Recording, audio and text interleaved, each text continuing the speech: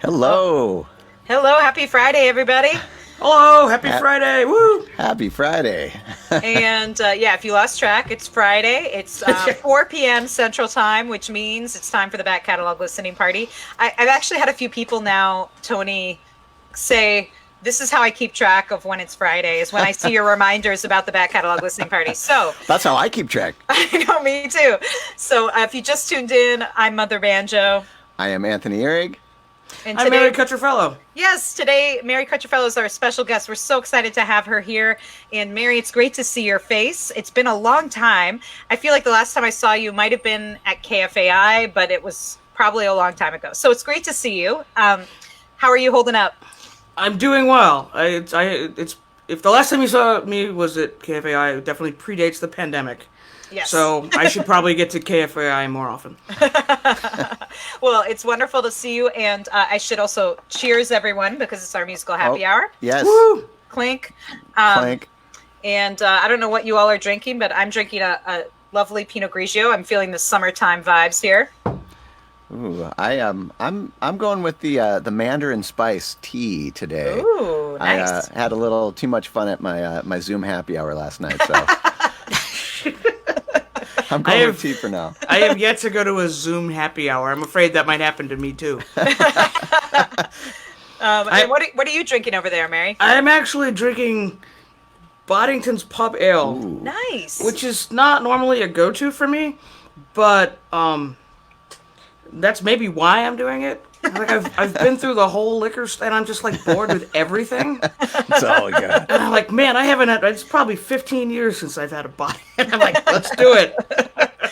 This is the time. Well, you guys let us know what you're imbibing in the comments. We love to hear from you. So you say hello, ask questions. That's one of the things that we really, really love about this live broadcast piece is that we're all hanging out together. So don't be shy. That's right. And we're so excited to have Mary here today because we're going to kind of rock out a bit today on that catalog listening party, which I'm pretty psyched about. I need a pick me up. And this is going to be a good way to kick in our weekend. And yeah, Mary's going to be talking about her 1998 album, When the Night Is Through. And before we dig into it, Mary, why don't, for folks who might not be as familiar with your music, tell us a little bit about you, how you, the quick 2-second bio. And I'm sure you can fit your whole life into 2 seconds. And maybe where this album falls in your pantheon of work. Sure. I grew up in Connecticut, listening to Sondheim and Springsteen, and that wasn't enough for me. I discovered country music when I was in college, and as soon as I graduated, I bought a pickup truck and moved to Texas. And spent the decade of the 90s learning that style and that genre. And towards the end of that, I got a chance to make a record with a big label, and it's not as twangy as some of the stuff I was doing down there, but it was kind of an attempt to integrate the stuff that I had learned with the stuff that I'd grown up with. Excellent. Very And cool. I have to ask, where in Connecticut did you grow up? Because I'm a Connecticut gal. I'm from New Haven. No area. way. Yeah. I went to. I grew up in Fairfield, but I went to college in New Haven. Oh, awesome. Great. Yeah. Yeah. So, Yeah. anyway, pizza. That's all I got to say. Pizza. And that's all I need to say, right? Abits. That's right. Oh, man. Anyway, well, and also for listeners out there, maybe before we got on today, Tony and I wanted to make sure, we were like saying your name properly, and then you had given us all the different iterations of how people pronounce your name. Why don't you give us the Italian version? Because it's so cool. Yeah. It's Cutrufello with the There we hands, go. of course. Yes, Very exactly. Exactly.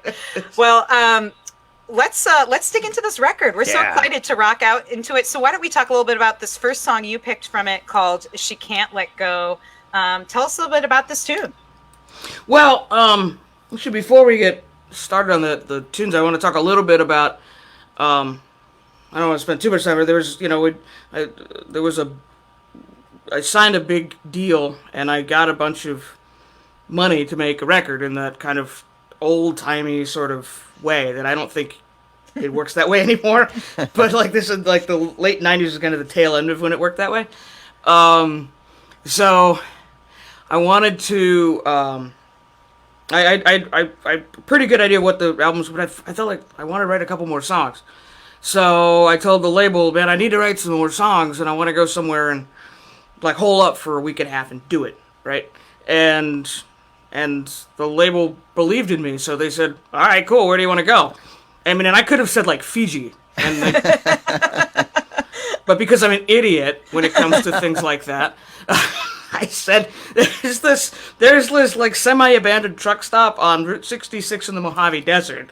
And that's where I want to go.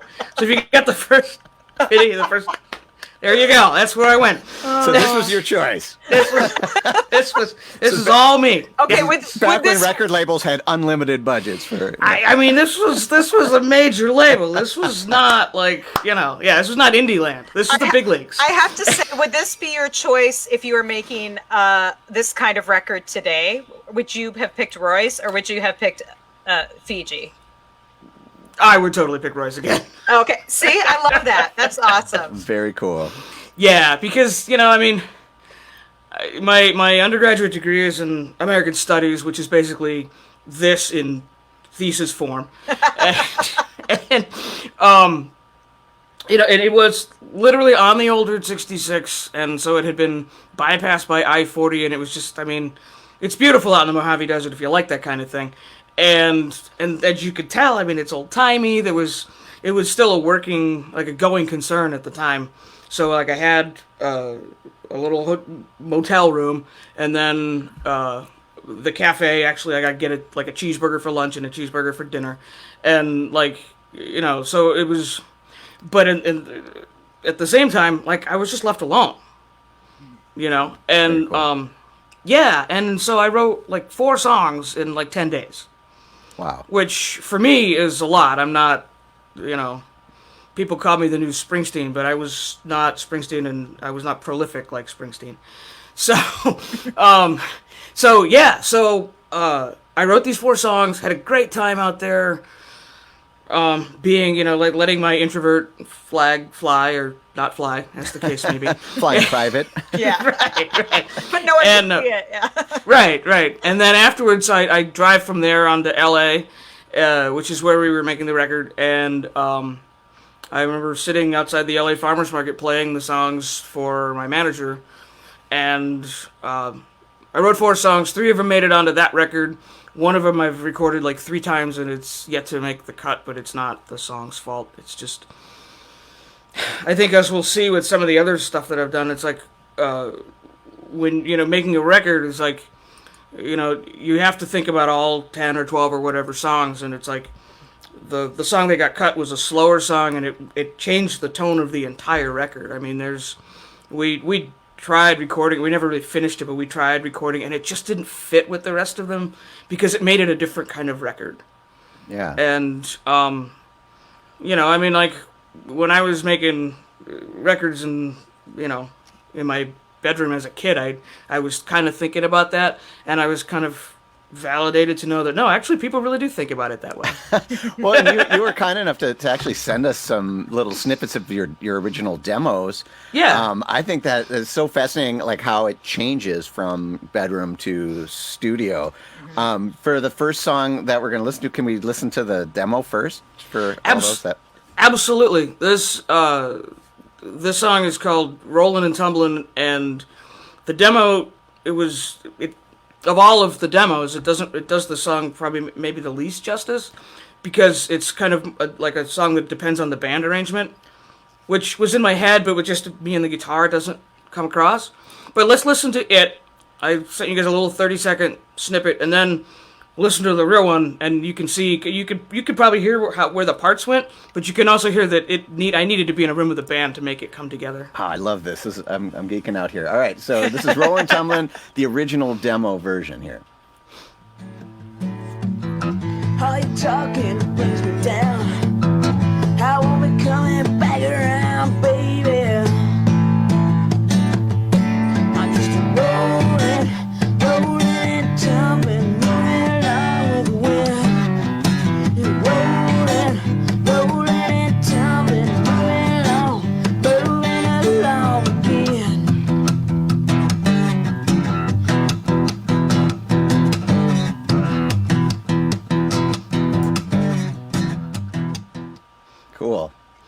Right, was so that at you Roy's? Was that Roy's? that was at Roy's. Yeah, I brought my. Nice.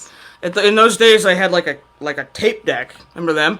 And, Oh, yeah. and a 58 that I had an adapter and I'd plug right into the tape deck, and that's how I made my demos. That's super cool. And that was how that was made, and that was what my manager listened to, and that was our template. But as you can see from the recording, I mean, it kind of took on. Once you get the bass and the drums and everything else in there, it kind of goes to a different place. Awesome. Well, let's take a listen to the final version of Rollin' and Tumblin'.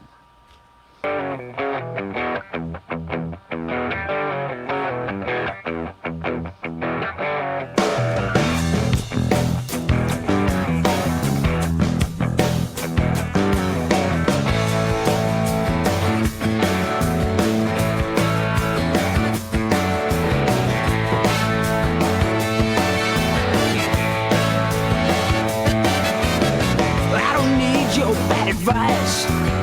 Heard it once, don't need to hear it twice, baby.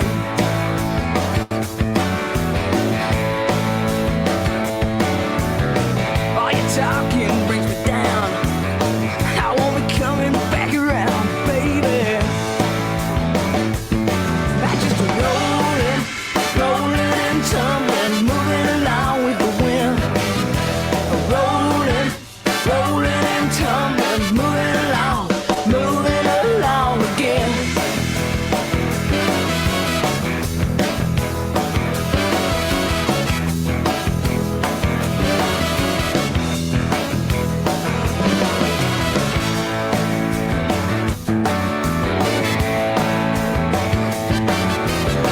Do my living off the land. Got a dream and I got a plan, baby.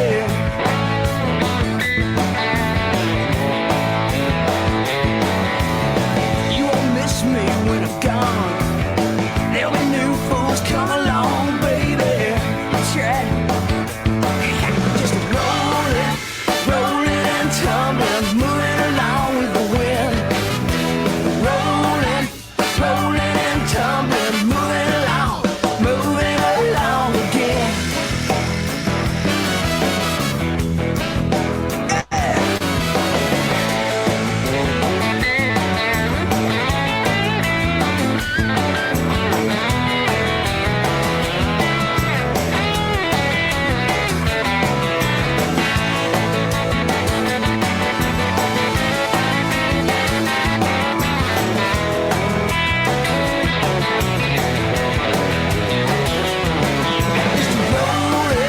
Rolling and tumbling, moving along with the wind. Rolling and tumbling, moving along again. Just rolling and tumbling, moving along with the wind. Rolling and tumbling, moving along again.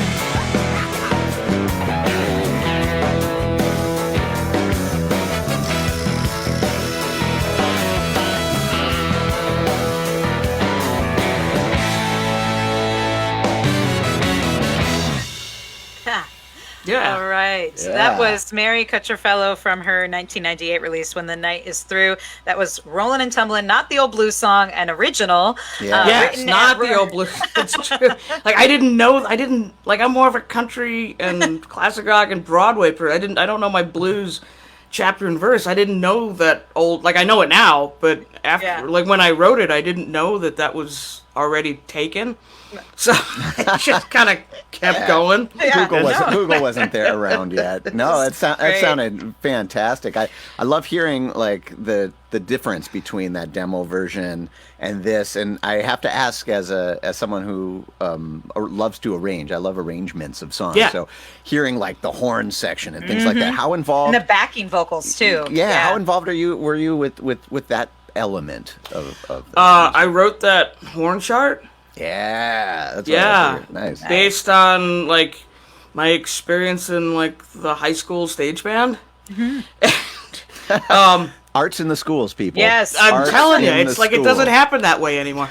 But no, I wrote that chart, and I was shooting for that kind of early '70s Stones, like, you know, like ba-da-ba-da-ba-da-ba-da-ba-ba, you know, like that, right? Yeah. And I mean, I think I got within shouting distance of it, but Sound you know, it's still it kind of. I mean, we use like big time LA session guys to do the charts, and so it felt pretty good when they played it, and it kind of sounded. I mean, it sounded exactly like what was written, and it was of all of the stuff that I brought to the table, it was like that was like. I don't know, man. It's like I don't have horns in my band in Texas. Yeah, well, it really is. It adds so much. It's really cool. And the other thing about that, I just want to make is like on the drums is Jim Keltner, but most of the record was done with Kenny Aronoff. Mellencamp. Yeah. Yeah. And he's amazing, and he was the main dude, but he's a busy guy because everybody has that reaction when you say his name. Right, exactly. So, and this is one of the later things that we did, and we left two for another drummer because we said, well, maybe we can find somebody that didn't feel. And Keltner lives in LA, and he was around, and he came in, and yeah, he's a completely different feel from like you think about what you just heard. It's like Kenny doesn't play that way, right? But Keltner totally is like that, loosey goosey kind of thing. And we did get Kenny back in, and Kenny's the one that does all that funky, weird, like, ear candy with the percussion and stuff. And so it's kind of like both of them, but the groove is like that slippery, greasy Keltner thing. Yeah, one of the things I was hearing on this song and a few of the other songs is sort of that, like a Roadhouse blues vibe that kind of goes throughout, sort of has that sort of Texas vibe. And I was wishing I had a Lone Star beer instead of a Pinot Grigio. Would have been more appropriate.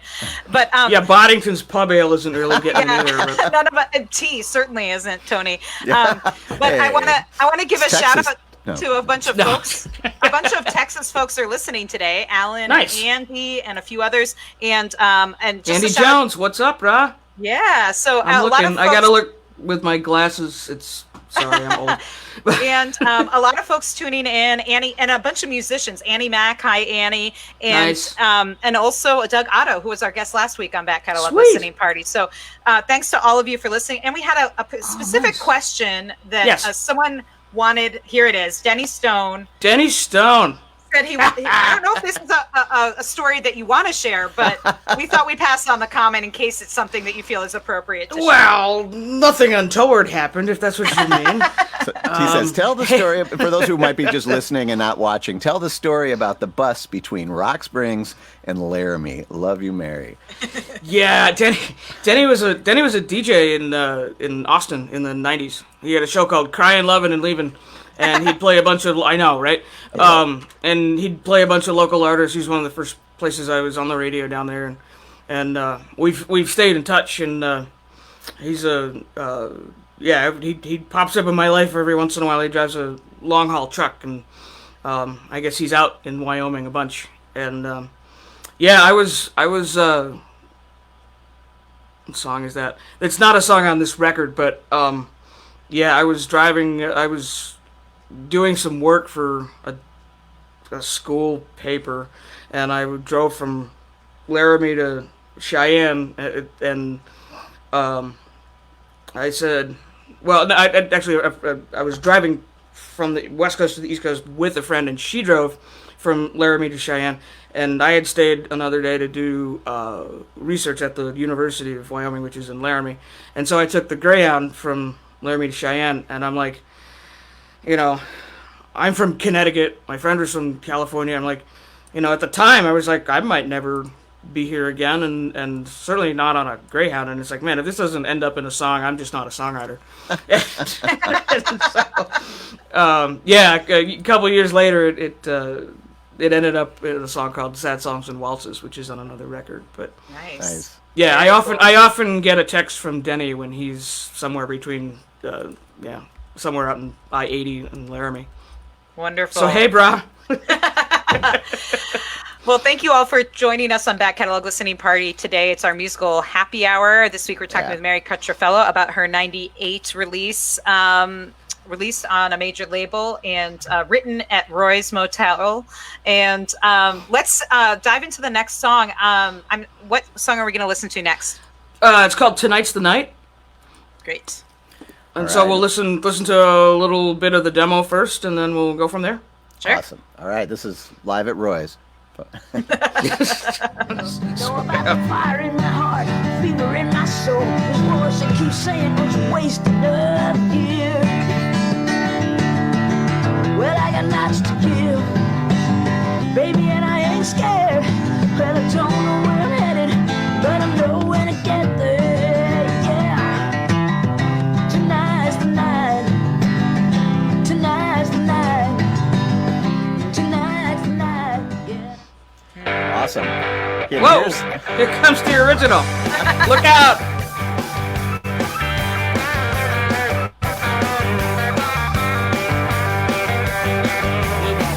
Losing battle on the streets in this town. Everything we do feels like it's pushing us down. It's a small town, baby.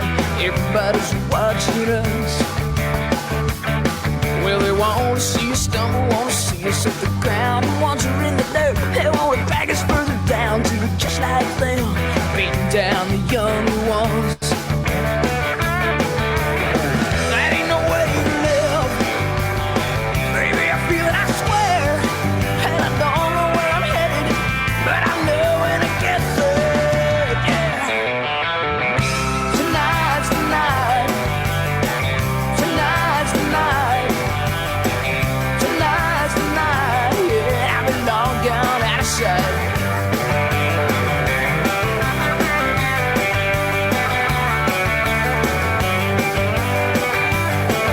I've been looking at the railroad station downtown, southbound line, don't even slow down, and no one wants to know about nothing going on around here. But I'm almost 22, I'm old enough to know about the fire in my heart and the fever in my soul, and the voice keeps saying, don't you waste another year. Well, I got lots to give, baby, and I ain't scared.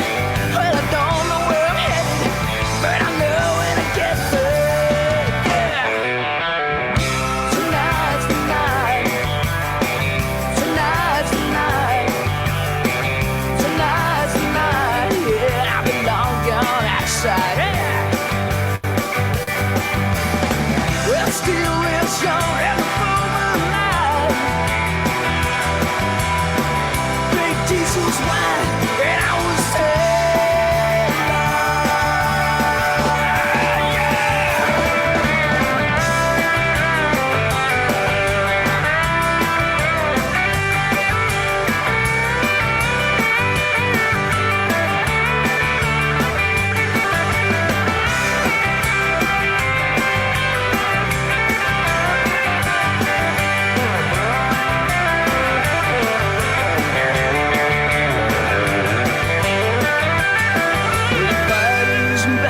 streets in this town. Everything we do feels like it's pushing us down. Small town, baby. Everybody's watching us. Well, I'm almost 22 and I'm old enough to know about the fire in my heart and the fever in my soul. The voice that keeps saying, don't you waste another year, yeah. Tonight's the night. Tonight's the night. Tonight's the night, yeah, I've been long gone outside. Tonight's the night, tonight's the night, tonight's the night, tonight's the night, tonight's the night, yeah, I've been long gone out of sight. It was right by the border, and I was there.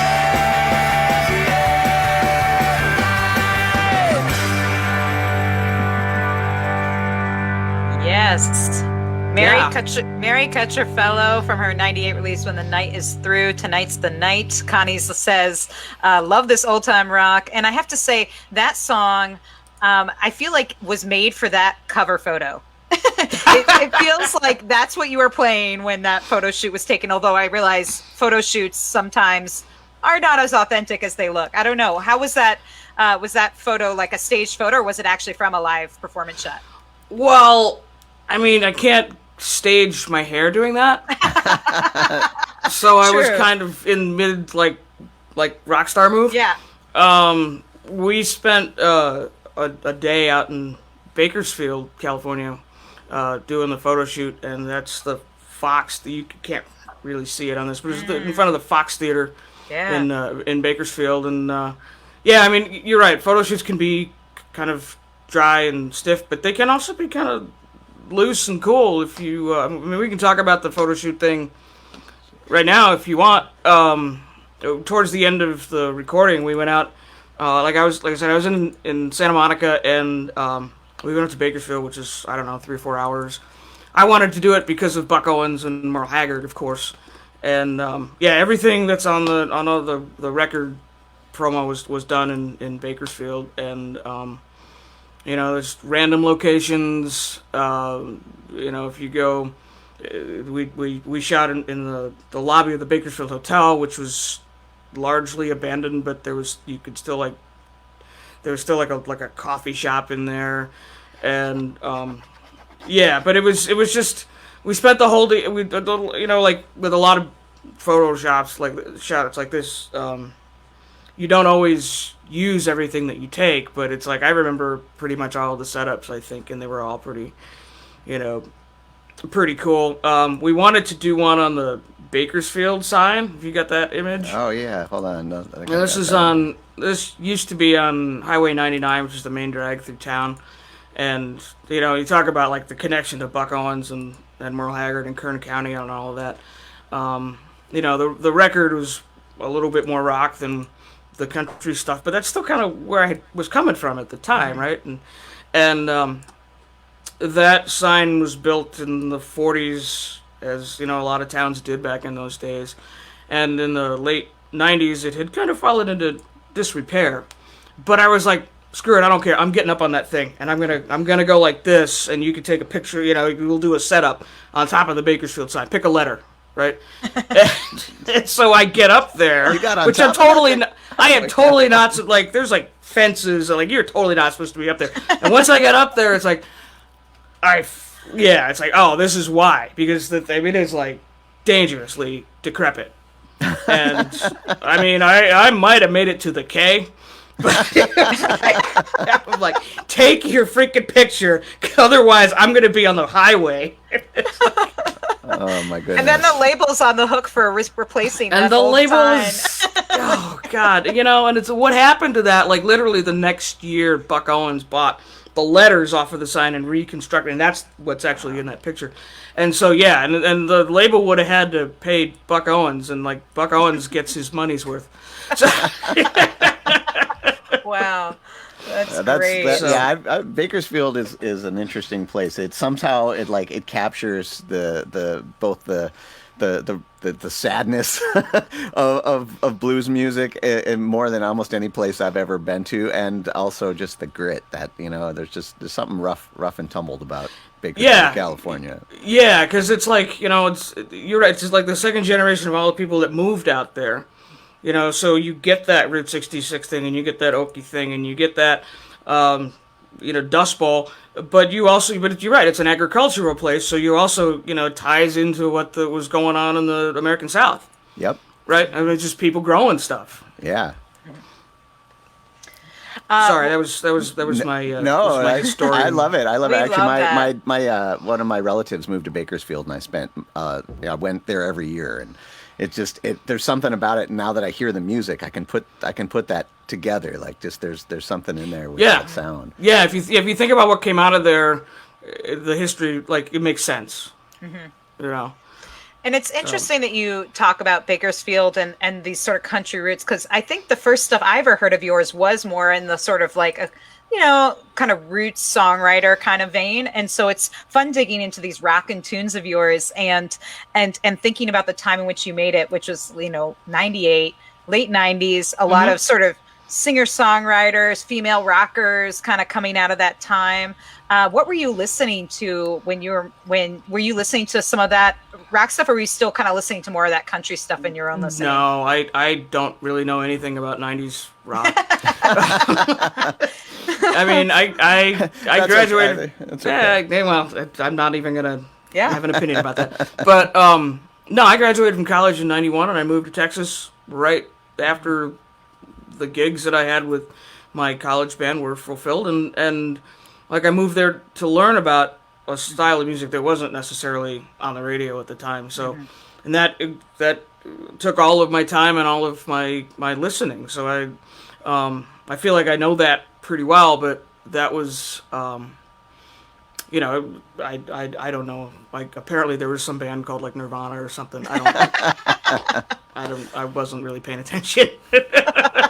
Well, speaking of like rocking out and arrangements, tying both of those things together, you included a clip of that exact same song, but like Yes. an outtake, and it's very, very different. Can you talk about Oh that? yeah, totally. We man, again, like I had said with, I forget what song it was, but you know, with the song from Roy's that got left off the record. You know, it's like one slow song can change the entire tone of how the record works if you listen to it from beginning to end, which people did in those days. And so we went around and around, and by we I mean my Tom Panunzio, my producer, Holly Gleason, my manager, and Steve Greenberg, my record label guy, and you know, it was a discussion that went on for like the whole time we were making the record. It was like, should Tonight's the Night be this song that I had imagined, this fast, you know, this kind of freedom anthem, or should it be this kind of take the exact same words, exact same chord progressions, and make this moody thing out of it?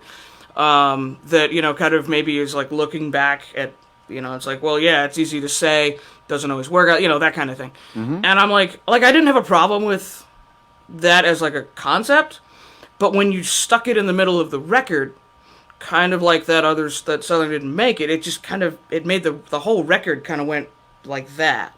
And I wasn't down with in the middle. that. Yeah. deflated You know, a bit. and it was, you know, and it's like one of those things that I learned when I made this record. It's like, there's a lot of choices you have to make, and some of them are hills worth dying on, and some of them aren't. Like, I'm not a huge fan of that album cover, I just for various reasons that are just about me personally. Okay. But that was not a hill I was willing to die on. Ironically enough, because it's the first thing people see, right? But it might be the first thing people see, but I'm more interested in the last thing people hear. So I said, you know, I mean, and I love the slow version, but it's like, man, I'm not feeling what it's doing to this record. And Well- it was a will I was willing to die on, and that's why you got what you got. But we did go pretty far with the slow version, and I there's a clip of it that I Let's take a listen now. So for those of you who haven't been through this process, this is what you just heard, that rocking anthem. This is another version that was produced for the record, and this is the outtake of Tonight's the Night, slow version. Enough to know about the fire in my heart, fear in my soul. And the voice keeps saying, don't you waste another year. Well, I got lots to give, baby, and I ain't scared. Well, I don't know where I'm headed, but I know when I get there, yeah. Tonight. Yeah, it's so interesting because that's also really sweet, but I can totally hear what you're saying, that at a certain point in the record, and that's what we're talking about, is making albums, which is what this Right. show is all about, is like, it's like, it could work on its own as like a single, but like, that's not Sure, where and- it's not where it lives, you know. It Yeah. lives in this record, which is this bigger family of songs. Exactly. And you know, when I do solo acoustic shows, that's how I play it. Oh, nice. You know, Yeah. I mean, it's like there's nothing wrong with that version. That I like, and you can tell by like you can hear the voices and the you know, the slide. I mean, we went pretty far along on the production path with it, but at the end of the day, I was like, no, man, this is like, I need I want a record that has that's here, not here, and that's, you know, it was one of the places that, like I said, that was a hill I was willing to die on. Yeah. It looks like John agrees with you. Yeah. I love this, but you're See? right. It wouldn't fit. So Yeah. well, 22 years later, it's like, what's up, Sherwin? It's nice to see you.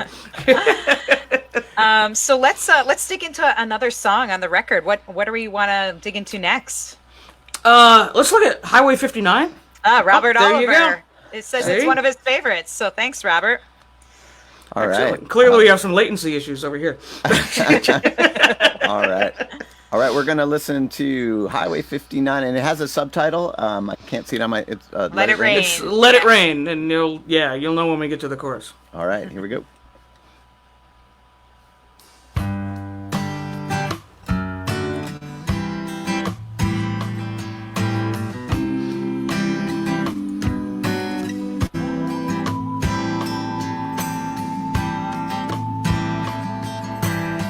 I ain't trying to sign you up now, baby.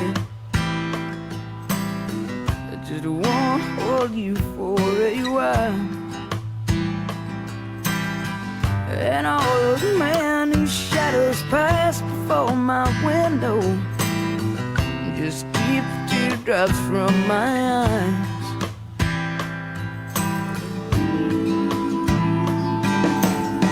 But the night's cold, lonely highway. My truck is old, the tires are worn, and all the miles that stand before me in the darkness offer no quarter from the storm. Thanks, Randy. Anymore, I can't believe the things I say. God help me not to feel this way. Let your love, let your love fall over me. Let your love come set me free. Let your love fall over me. Let it rain.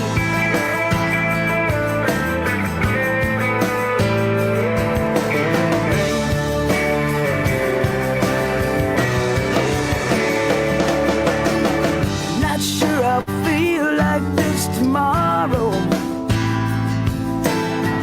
but I can stand alone again. So please don't tell her that you found a new direction, and I won't tell her where you've been.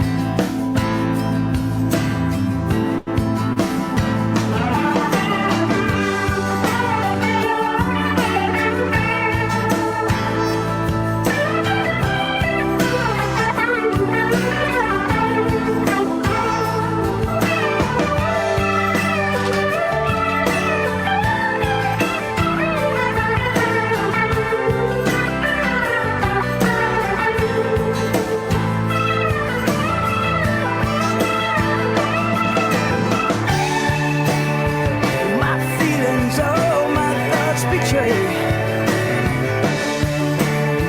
I can't believe I feel this way. Let your love fall over me. Let your love come set me free. Let your love fall over me. Let it rain.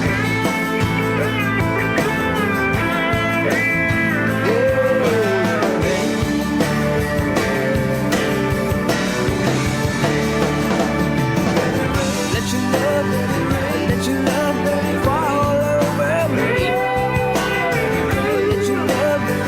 Let your love come set me free. Let your love fall over me. Let your love fall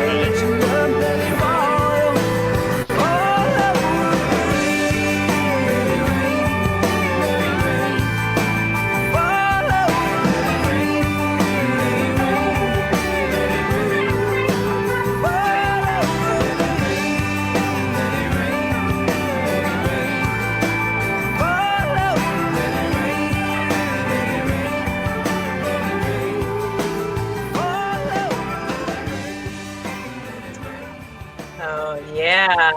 And Shannon, you're right. It does sound surprisingly sunny, and it's It's funny because in Minneapolis right now, the sun's been getting brighter as we've gone on. You might have seen on, at least on some of our faces, because I think we're all Yes. broadcasting from Minneapolis area, is like you can see our faces getting lighter and lighter as the day goes on. But I hope you guys are enjoying your Friday. It is sunny and beautiful here in Minneapolis, but however and wherever you're tuned in from, thanks for joining us. That song was from Mary Cutrufello's 1998 release, When the Night is Through. And you might have seen on the bottom of the screen, there is a PayPal and a Venmo. You can throw some tips Mary's way because she can't perform in obviously live clubs right now. So this is a chance to support the music. And if you really like the record, you should buy it. It's out of print, but you can get digital copy from her website and also all her other albums. So a great way to support her is by buying her music and enjoying it when you're not listening to it with us at the Back Catalog Listening Party, whether it's at the beach or a rainy day. And I have to say that song is my favorite on the record. I just kept coming back to it. I listened to the whole record, and when it comes on the record, there is so much high energy out of the gate, which is awesome. Right. Like Tonight's the Night and some of those other ones. But then when you get to this song, it feels, because again, the pacing of the record is so great, and it's so wonderful to hear about your intentionality with the order. And when it gets to this song, you're like, yeah.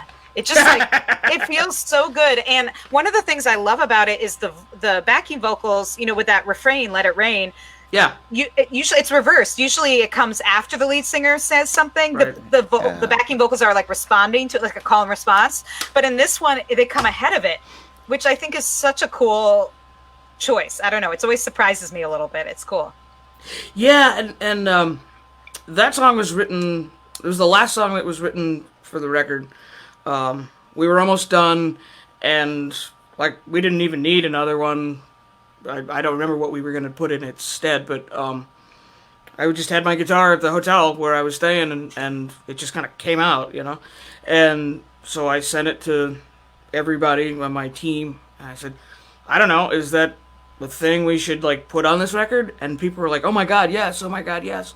So they're like, okay. So we didn't have Kenny Aronoff, and we didn't have Jim Keltner. We got a guy named Mark Schulman, who was just an LA session guy at the time. He played for Pink for forever, which I think is where he hangs his hat, although he's done other stuff too.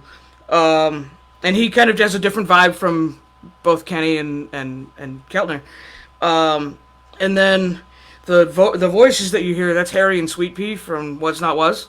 Oh. And so, yeah, so they were, they knew what to do. I mean, Yeah. it's like, It's great. I wrote the horn chart for the other stuff, but I'm like, here, it's just, it says "Let It Rain" 3 times, and y'all do what you do. I'm glad that one made the cut. I agree with that Yeah, one. It it's really so fits sweet. nicely in the collection of songs. Yeah, I have that one kind of has a sweet spot in my heart too, just kind of because of the way it came about. But also, yeah, I think it's a nice counterpoint to some of the other things that are going on in the record, and like. By that point, we were 4 months into the recording process, and we had heard all of those songs like way too many times, right? Yeah. And then I just show up with something like brand new, and I think everybody was kind of like, "Ooh." It's a different kind of energy, isn't it, when you've got Yeah, something fresh? yeah. Like everybody's excited. Yeah. The other thing about that one that I remember is Rami Jaffe, who is the organ player for the Wallflowers, is the organ player on this whole record, and which was like a masterclass in it. Yeah. And he brought lots of cool sounds, and like he plays the B3 like a monster, but he also brings like other cool like funky analog keyboards and like whatever. But what I wanted was a piano and an organ at the same time, right? And it's like, yeah, you can track them and you can get that effect, but no, I'm like, no, I want these guys looking at each other. Nice. Yeah, because I'd been in the studio for 4 months and I knew what I was doing. Yeah. So did you get them looking at each other? Well, yes. So I brought in a mirror. No. So I brought in Benmont Tench Oh, wow. to play the piano. Nice. And so they're in the big tracking room at Groove Masters in Santa Monica. And it's like Benmont and this just like, the full size, whatever the full size grand piano is. And Rami on the B3, and they tracked it together. Nice. Like what you hear is them doing it, and I'm like sitting in the control room, and I swear to God, I was like I shed tears. It was so beautiful, and it just to it's like This is kind of this is where I am. Like I'm 27 years old, whatever it was, and it's like I worked really hard to get here, and now I'm here. Awesome. So cool. Yeah. So that song is like that for me. If you just tuned in, we're talking with Mary Cutrufello today on the Back Catalog Listening Party about her 98 release, When the Night is Through. And let's try and squeeze in as many more tunes as we have time for. Sure. I think She Can't Let Go, the next tune. She Can't Let Go was the single. There's a song on this record called Sunny Day, which everybody thought was going to be the single, and we don't have time for the story why that didn't happen. But it was the single. Sunny Day would have been the next one, which is, it's like a single basically through the middle and then like a double down the line that scores the runner from first was the plan. But, it's not like baseball. You don't always get 3 outs. But anyway, so this was the single, and this is the song that I played on the Tonight Show, like the week that the record came out. The image that's up there is on the CD packaging for the whole record, but it was the cover of the. In those days, singles were actually sent out in whole CDs. Let me get there you go, whole CDs like that. And this was I kind of this shot is one of my favorites from that photo shoot because it's just so, I don't know, winsome and mysterious. But I liked this song. I wrote it in Amboy or at Roy's, and I was all for it. I thought Sunny Day should have been the single, but again, I could get behind this. Not a hill I wanted to die on. I had other hills, and when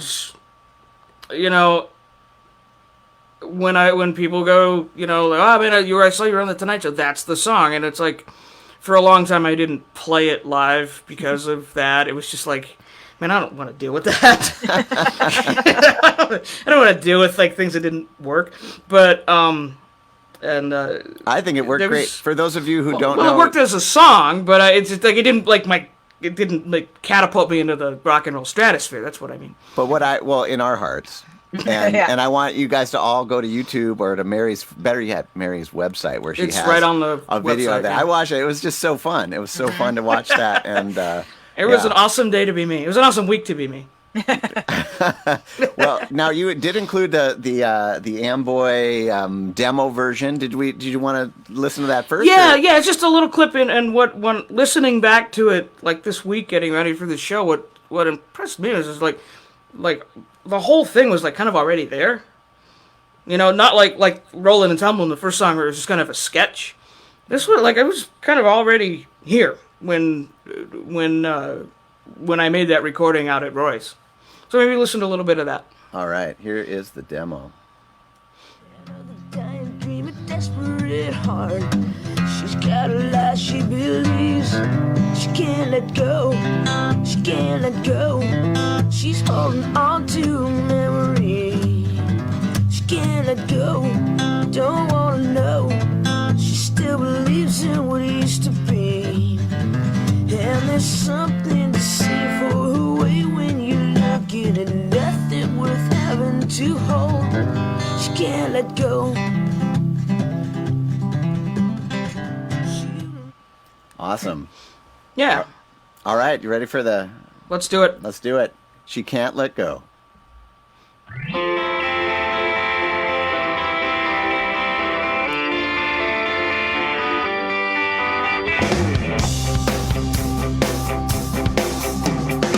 Well, you can tell that he's gone forever. She'll just say, come back tonight. And you can tell that he don't care about her. That old love light's still burning bright. And every day and she wakes up alone.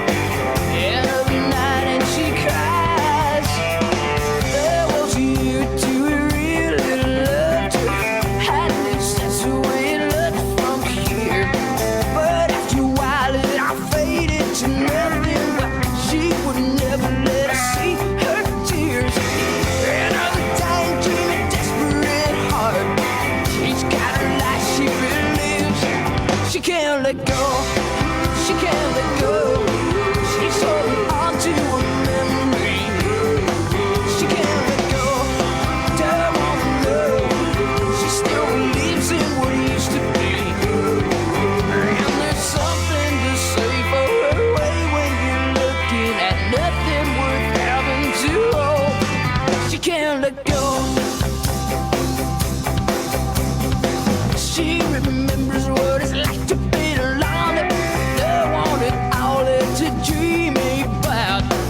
She says she'd rather keep on thinking about it and let that old fire never go out. 'Cause it's a cold world when you can't remember the nights that you spent safe and warm. She can't let go. She can't let go. She's holding on to a memory. She can't let go. Don't wanna know. She still believes in what used to be. And there's something to say for her way when you're looking at nothing worth having to hold. She can't let go. Hey.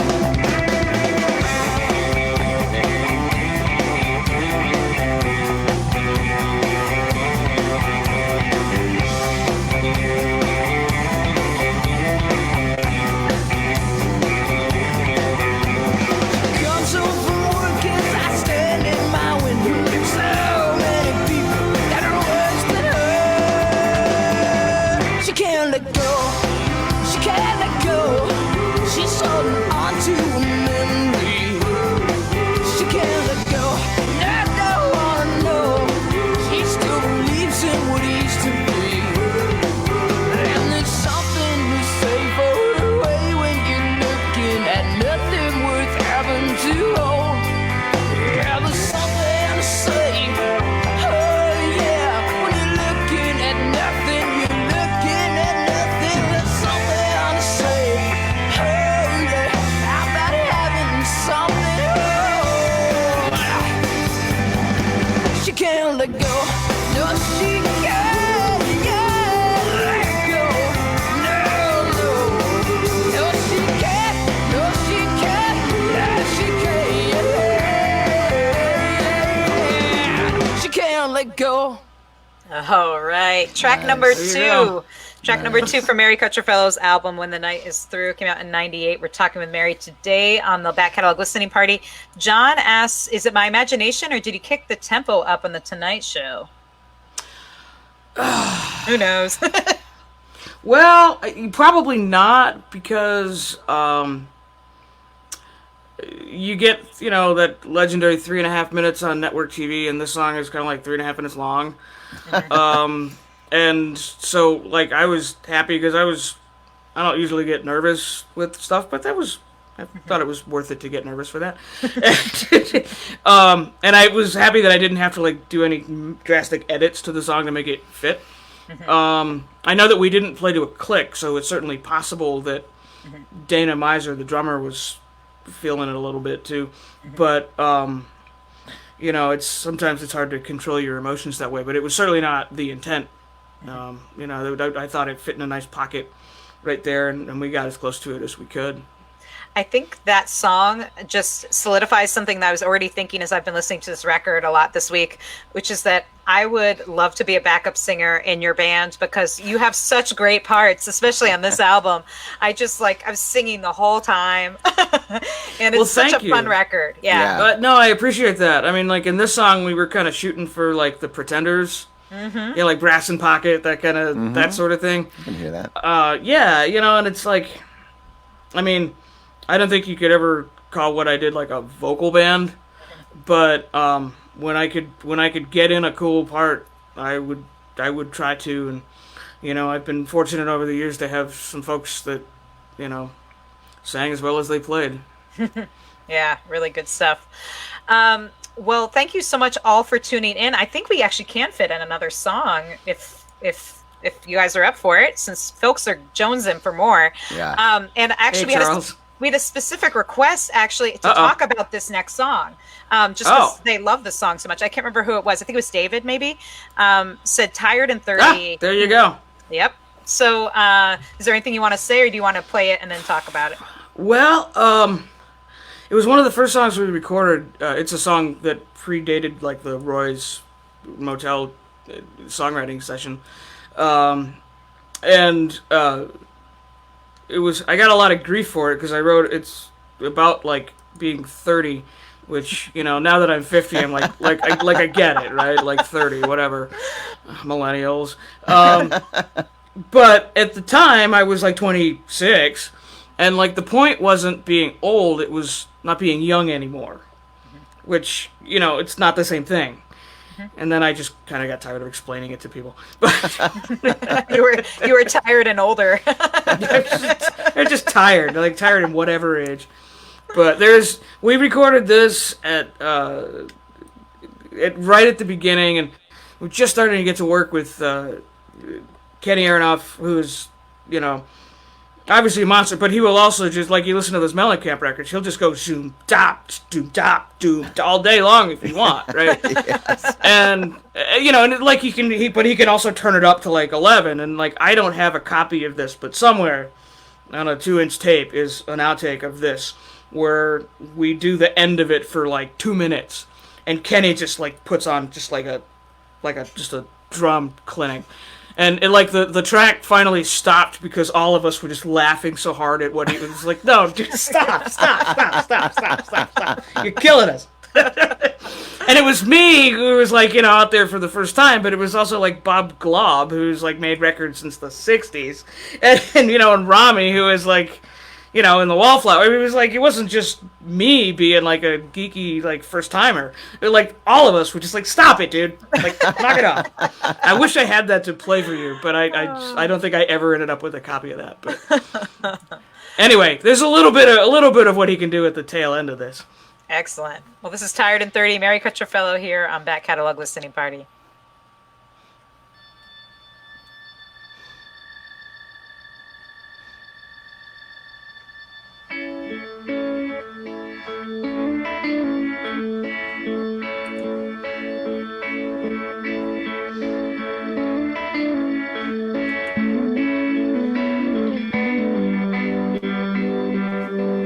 Hey, Kenny.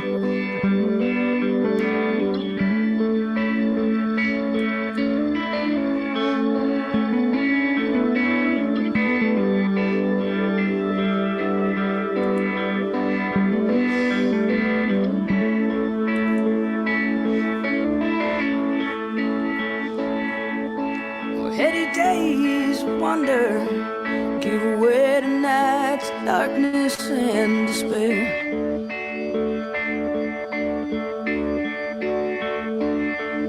Oh, nothing calm my fever anyway, 'cause there ain't nobody there.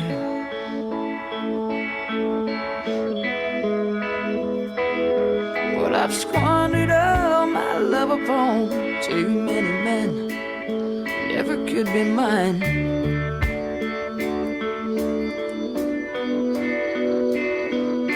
Well, now I'm tired and 30, falling. I wish I could be flying.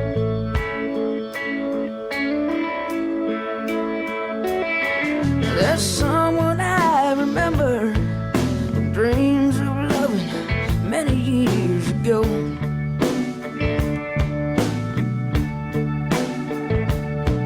I could not find the courage in my heart, so I had to let her go.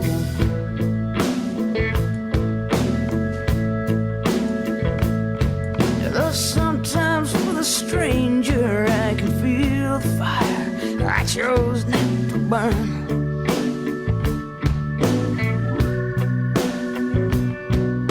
It only makes me sure of my path. I know that I will not return. There ain't nowhere to go and live in. I suppose that I'll get by. My own special friend to give it. So I keep find my mind.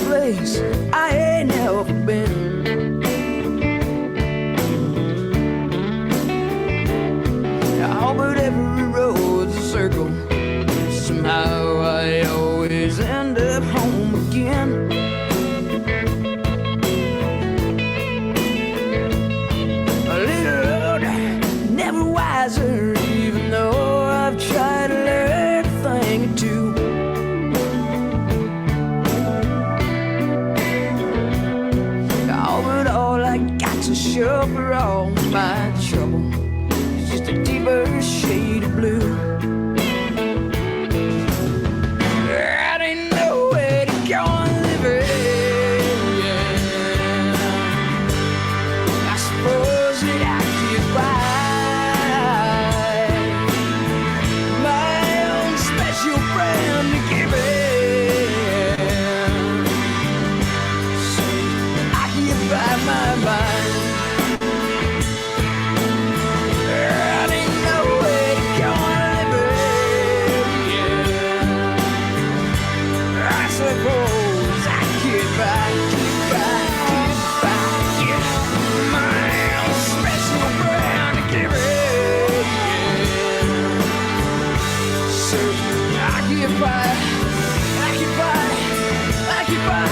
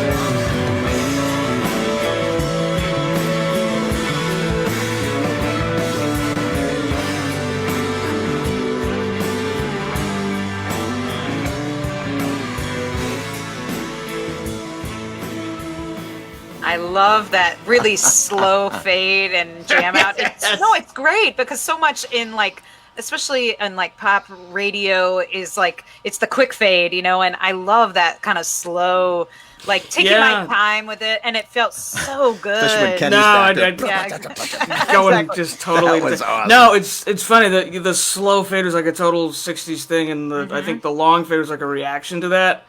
And yeah, now it's kind of just become an artifact of another time. Like you're right, like people don't take 40-second fades anymore. But Right. Alan Hastings says, "Is that Mary on slide?" No, that is not me. You don't want to hear me on slide. I want to know who was on the telly. The tally was me. Awesome. That's Sweet me. Plane. Mary, That's me. The top and the fills and everything. The Those fills slide are spot on. Oh, I that's appreciate. awesome. I mean, that was kind of what I was doing. You know, I built my skills up to that moment. On the slide was Greg Leese, he came in and played on a couple things and yeah, just did a thing that I don't do and just it was fun to watch him work. Thank you so much to everyone for coming in and joining us today. This has been so great. This is Mary Cutrufello on Back Catalog Listening Party. We've been revisiting all the songs today have been from her 1998 release, When the Night is Through. Although it's out of print, it's available digitally and digitally from her website. So you can check out that as well as all your other amazing records that people should check out. And also, if you see a CD copy anywhere, you should buy it and get it because and then mail it hard to me. find. Exactly. And if you see a CD copy that looks like the picture that you've been showing, right? Like this. Yeah. This is the original, the official release on the big label. As it turns out, we did one of those for your consideration Grammy releases, which you're totally not supposed to do, but everybody does. And there was like a Spinal Tap Stonehenge moment where we were supposed to get no, I'm serious. We were supposed to get a few boxes and we got like a pallet of them. And so when this guy went out of print, which was, far sooner than I would have liked, we still had, like, these were all in my manager's what? I have garage. one too. See? Like, everybody has this one. I think it was sent to me for my radio show at one point, but yeah. Nobody has this one. Like, I sold these for, like, 10 years. And it's nice. I mean, it's nice packaging. You can see it's like spiral bound and recyclable probably.